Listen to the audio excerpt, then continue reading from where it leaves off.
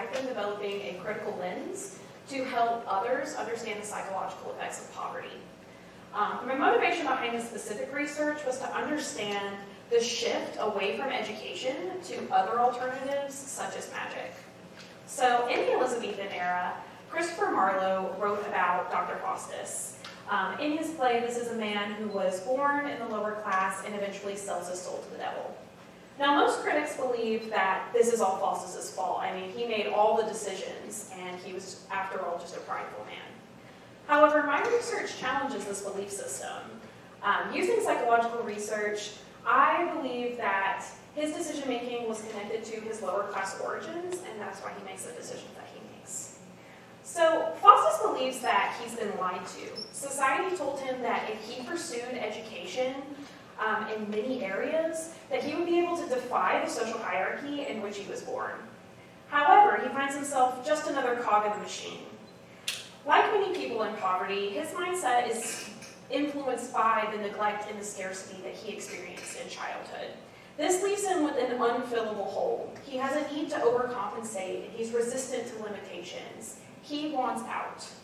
He, like the other lower-class characters in the story and the 7 deadly sins, feels like he's been abandoned by society and abandoned by God.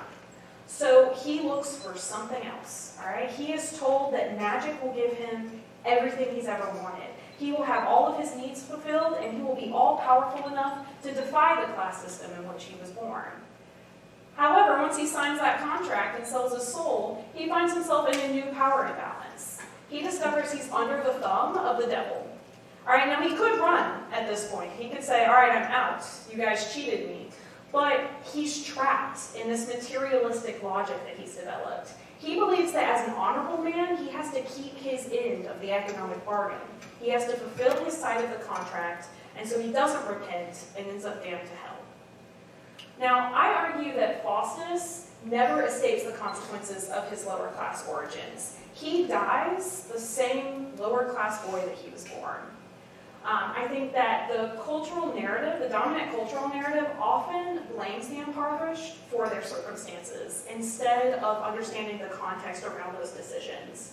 And so rather than blaming Faustus and making him solely responsible, I believe that he's a victim of his circumstances, that this play shifts the blame towards society or God who put him in this position in the first place. And I aim to continue challenging these dominant cultural characters for the lower class.